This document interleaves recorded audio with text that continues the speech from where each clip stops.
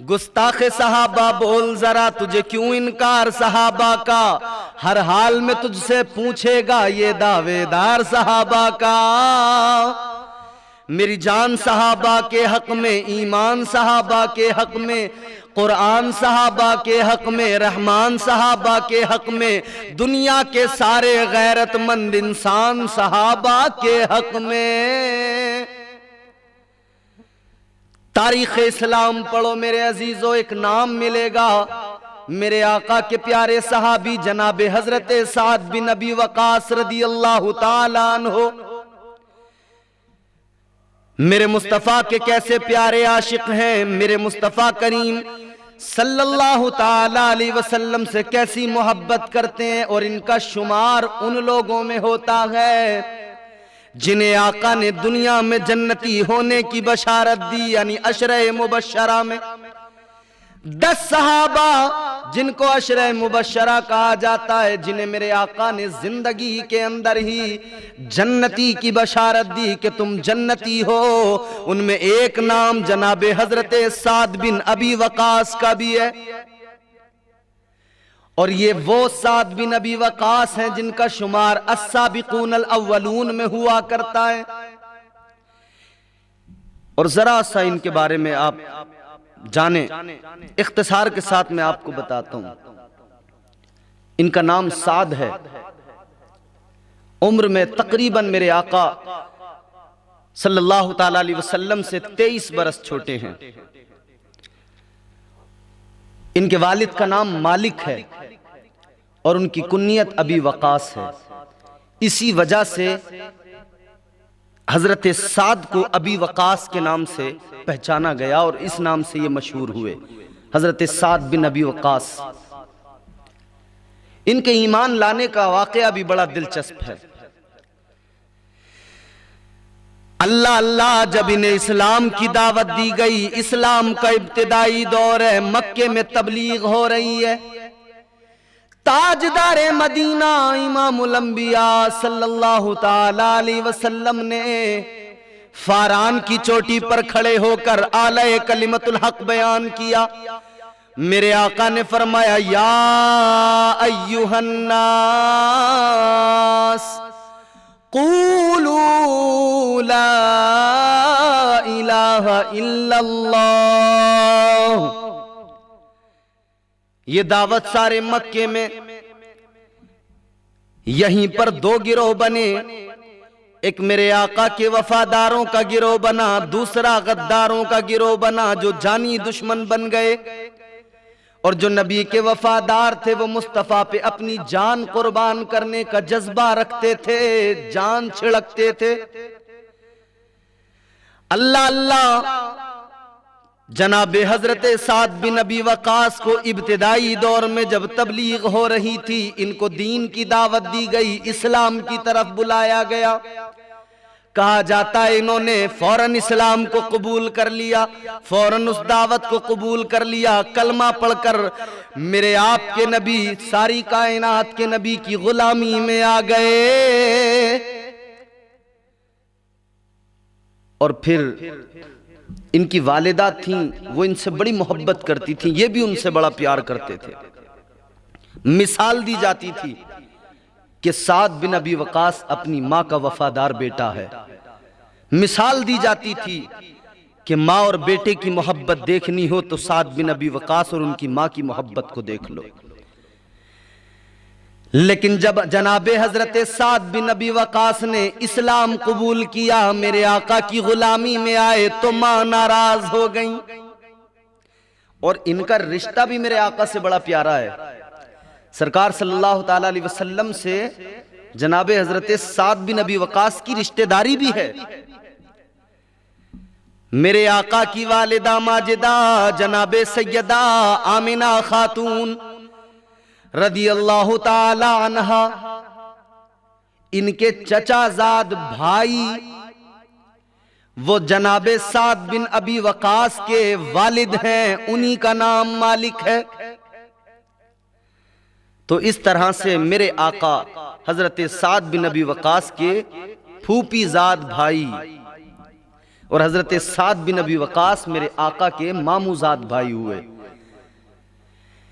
جب اسلام قبول کر لیا، کلمہ پڑھ لیا، آقا کی غلامی میں آ گئے، ماں ناراض ہو گئی۔ ماں نے کہا تو نے اسلام قبول کر لیا، تو نے ایمان قبول کر لیا، اپنے آبائی مذہب کو چھوڑ دیا۔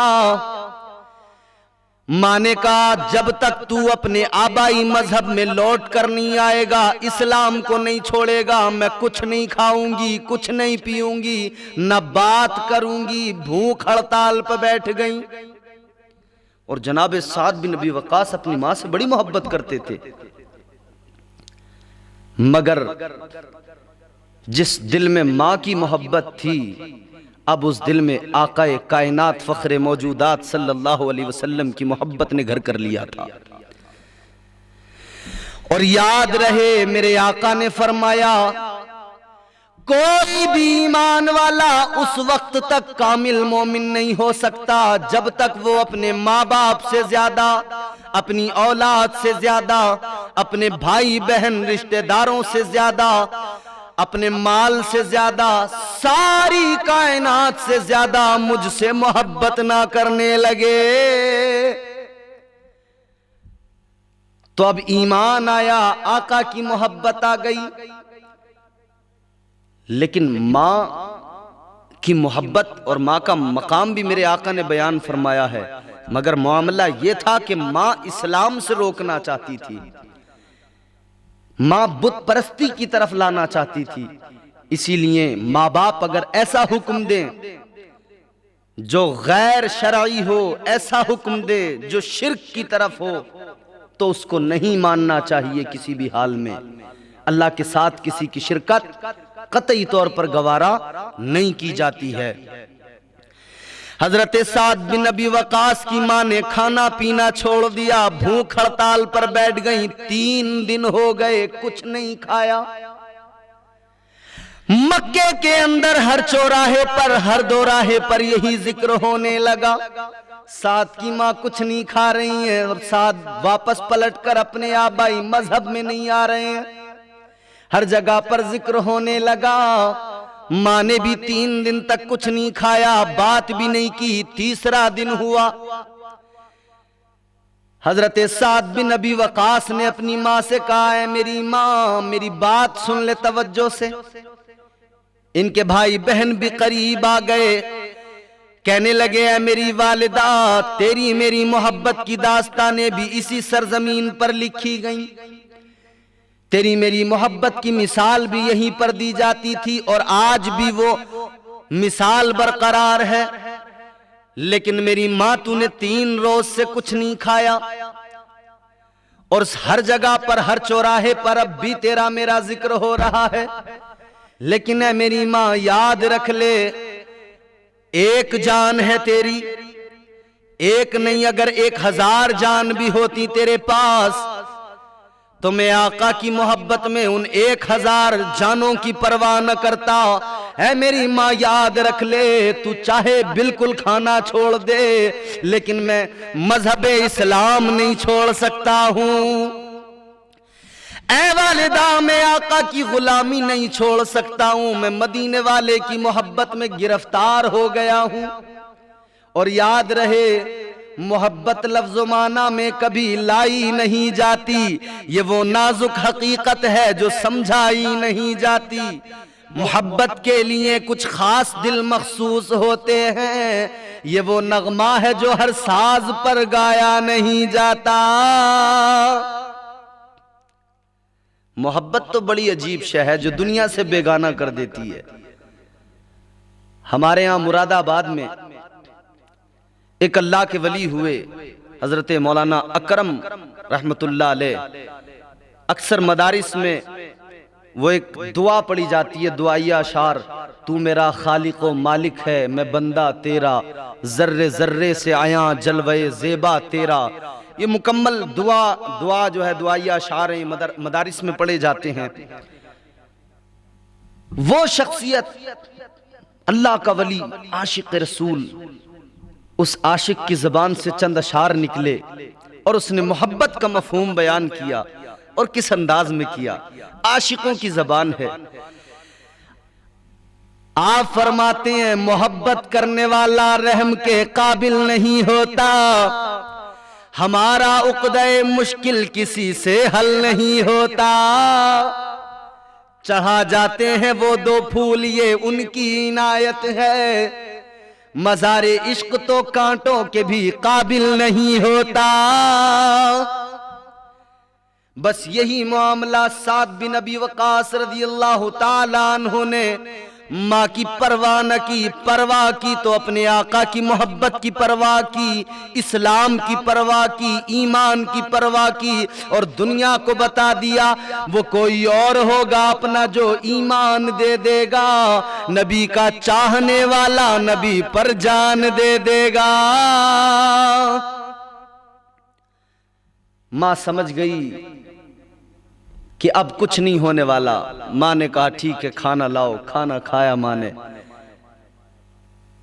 کہا اب سعد بن ابی وقاص اللہ کے پیغمبر سے سچی محبت کرنے لگے ہیں، اب واپس پلٹ کر نہیں آ سکتے ہیں۔ یہ حضرت سعد بن ابی وقاص ہیں۔ اللہ اکبر۔ اسلام کا ابتدائی دور تھا، مکے میں ظلم و ستم ہو رہے تھے، مسلمانوں کو عبادت کرنے نہیں دیتے تھے، مکے کے کافر ستاتے تھے، ظلم کرتے تھے۔ ایک مرتبہ حضرت سعد بن ابی وقاص چند مسلمانوں کے ساتھ میں ایک ویران گھاٹی میں نماز میں مصروف تھے، عبادت میں مصروف تھے کہ چند کافر وہاں پر پہنچ گئے اور وہ پہلے مذاق اڑانے لگے مسلمانوں کا، اس کے بعد میں وہ ان کو مارنے لگے، تکلیف پہنچانے لگے۔ جب انہوں نے ان کو مارنا شروع کیا تو سعد بن ابی وقاص اس وقت میں نوجوان تھے، غصہ آ گیا، جوش میں آپ نے نظر دوڑائی، ایک اونٹ کی ہڈی پڑی نظر آئی، آپ نے ہڈی کو اٹھایا اور ان کافروں پر جب حملہ کیا، ایک کے سر پر اتنی زور سے وہ ہڈی لگی کہ اس کا سر کھل گیا، پھٹ گیا سر۔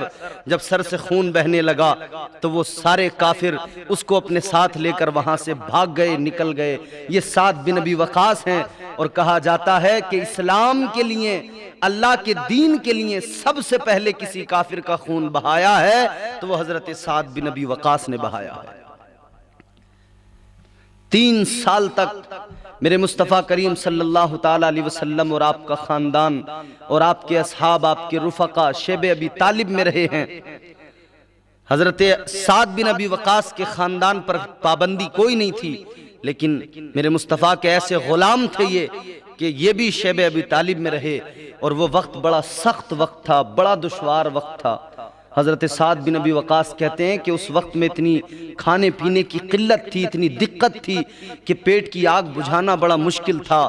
اللہ اکبر۔ کہتے ہیں ایک روز مجھے بڑی بھوک لگی تھی، کھانے کو کچھ نہیں تھا کہ مجھے ایک چمڑے کا ٹکڑا مل گیا، میں نے اس چمڑے کے ٹکڑے کو اٹھایا، اس کو دھویا، دھونے کے بعد میں اس کو آگ میں بھونا اور اس کو پھر میں نے کوٹا، کوٹنے کے بعد میں اسے میں نے پانی میں گھولا اور ستو کی طرح پی لیا، اور اس طرح سے میں نے اپنے شکم کی آگ بجھائی۔ ہم غور کریں میرے بھائیوں، انہوں نے کتنی قربانیاں دی ہیں، کتنی تکلیفیں برداشت کی ہیں، کتنی پریشانیاں اٹھائی ہیں، پھر یہ اسلام ہم تک پہنچا ہے۔ اور آج ہم اسلام سے دور ہو رہے ہیں، آج ہمیں شریعت اپنے اوپر بوجھ محسوس ہوتی ہے، ہم نے مذاق بنا دیا شریعت کا، دنیا داری میں اتنے مگن ہو گئے کہ دین کو ہم نے پس پشت ڈال دیا۔ پڑھو تاریخ، اندازہ ہوگا کہ انہوں نے کیسی زندگیاں گزاری ہیں، وطن چھوڑ دیا اسلام کی خاطر، نکل گئے تبلیغ میں، نکل گئے مجاہدین جہاد کرنے کے لیے۔ جنگ بدر کا موقع آیا، جناب حضرت سعد بن ابی وقاص کا بھی سلیکشن ہوا، مجاہدین کی صفوں میں سعد بن ابی وقاص بھی کھڑے ہیں، ادھر تیاری ہو رہی ہے، لشکر کو تیار کر رہے ہیں میرے آقا، مگر اسی لشکر کے اندر ایک شخص اور بھی ہے جو حضرت سعد بن ابی وقاص کے چھوٹے بھائی ہیں، عمیر بن ابی وقاص۔ قد چھوٹا ہے، چھوٹے ہیں، لیکن پیار تو آقا سے بہت زیادہ ہے، محبت تو بہت زیادہ ہے۔ لشکر میں چھپ رہے ہیں ادھر ادھر، بھائی نے دیکھا، کہا کس لیے چھپ رہے ہو؟ تو حضرت سعد بن ابی وقاص سے جناب عمیر بن ابی وقاص نے کہا اے میرے بھائی تمہارا تو سلیکشن ہو گیا، لیکن میں چھوٹا ہوں اور مجھے خوف ہے کہ میرے آقا مجھے چھوڑ جائیں گے، ساتھ میں نہیں لے کر جائیں گے، اس لیے چھپ رہا ہوں کہ نظر نہ آؤں اور میں بھی لشکر کے ساتھ میدان بدر میں پہنچ جاؤں، میں بھی مارکے میں پہنچ جاؤں، میں بھی حق و باطل کی جنگ میں اسلام کی حمایت کے لیے تلوار اٹھاؤں، میں بھی دشمنوں سے مقابلہ کروں، اسلام کے دشمنوں سے ڈٹ کر مقابلہ کروں۔ اللہ اللہ، لیکن کون چھپ سکتا ہے میرے آقا کی نظر سے؟ میرے آقا کی نظر تو کائنات پر ہے۔ اللہ اللہ، تاجدار بریلی، امام اہل سنت، میرے سرکار اعلیٰ حضرت بریلی کے سرزمین سے پکار اٹھے، اور کوئی غیب کیا تم سے نہا ہو بھلا، جب نہ خدا ہی چھپا تم پہ کروڑوں درود۔ میرے آقا نے دیکھا، فرمایا عمیر تم نہیں جاؤ گے، رونے لگے، آنکھوں میں آنسو آ گئے، یا رسول اللہ میں بھی جانا چاہتا ہوں۔ آقا فرماتے نہیں تم چھوٹے ہو، کہا حضور چھوٹا ضرور ہوں مگر محبت تو بہت ہے دل میں، پیار تو بڑا کرتا ہوں آپ سے۔ اور آقا اپنے پنجوں پہ کھڑے ہو گئے تاکہ اونچے دکھیں، اور کھڑے ہونے کے بعد میں کہنے لگے یا رسول اللہ پیار بہت کرتا ہوں، قد بھلی چھوٹا ہے لیکن طاقت ہے میرے جسم میں، آپ چاہیں تو کشتی لڑوا لیجئے، کشتی لڑوا کر دیکھ لیجئے۔ کشتی ہونے لگی، پیغمبر اسلام صلی اللہ تعالی علیہ وسلم دیکھ رہے ہیں، کشتی ہو رہی ہے۔ چھوٹے نے بڑے کے کان میں کہا بھائی تمہارا تو ہو گیا نا سلیکشن، تم تو جا رہے ہو نا، لیکن میرے بھی دل میں تمنا ہے، میری بھی آرزو ہے، میں بھی جانا چاہتا ہوں۔ تمہارا تو سلیکشن ہو گیا، آقا نے سلیکٹ کر لیا، اب ریجیکٹ ہونے کا تو کوئی مسئلہ نہیں ہے۔ اگر تم آج اس کشتی میں نیچے گر جاؤ تو میرا بھی سلیکشن ہو جائے گا۔ جب چھوٹے نے بڑے کے کان میں کہا تو دیکھتے دیکھتے نظارہ کشتی کا بدل گیا، بڑا نیچے چھوٹا سینے پر۔ میرے آقا مسکرانے لگے اور آنکھ میں آنسو بھی آ گئے۔ اللہ اللہ، میرے آقا نے فرمایا او سینے پہ بیٹھنے والے، او نیچے گرنے والے، مجھے یہ بھی پتا ہے کہ کان میں کس نے کیا کہا اور کس نے کیا سنا، کون نیچے آیا۔ اللہ اللہ، میرے نبی مسکرا کے فرماتے ہیں اس کشتی کو میں ہی نہیں دیکھ رہا ہوں، یہ صحابہ نہیں دیکھ رہے ہیں، بلکہ اس کشتی کو دیکھ کر تو جبریل بھی ہنس رہے ہیں، جبریل بھی مسکرا رہے ہیں۔ اللہ اللہ، سلیکشن ہو گیا۔ میرے آقا نے فرمایا ٹھیک ہے تم کو بھی اجازت ہے، تم بھی چلو۔ میدان بدر میں حضرت عمیر بن ابی وقاص جو حضرت سعد بن ابی وقاص کے چھوٹے بھائی ہیں، قد چھوٹا تھا، تلوار بڑی تھی، مقابلہ کیا اور جام شہادت نوش کر لیا۔ جب میرے آقا نے حضرت عمیر بن ابی وقاص کے جسد مبارک کو دیکھا تو مصطفیٰ گھٹنوں پہ آ گئے اور خون تھا، مصطفیٰ اپنے دست مبارک سے صاف کرنے لگے۔ صحابہ ارد گرد کھڑے ہیں۔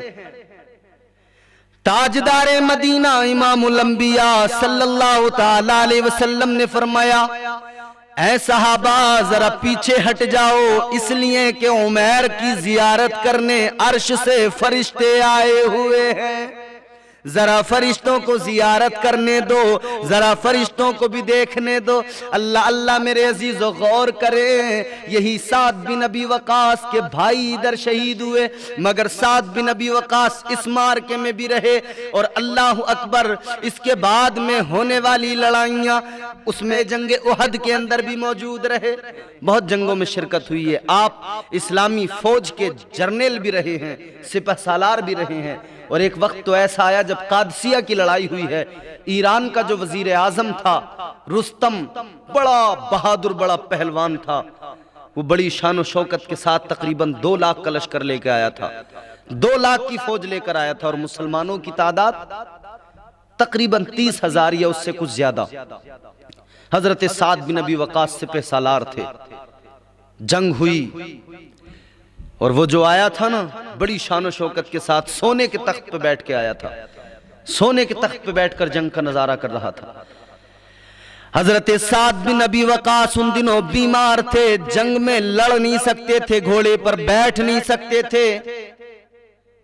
ایک قریب میں کوئی عمارت تھی، اس کی بالائی سطح پر دوسری منزل پر آپ تکیے سے ٹیک لگا کر بیٹھے اور وہاں سے جنگ کا نظارہ دیکھنے لگے۔ وہیں سے آپ ڈائریکشن دیتے تھے، لکھ کر پیغام بھیجتے تھے۔ جنگ ہوئی، گھماسان کی جنگ ہوئی۔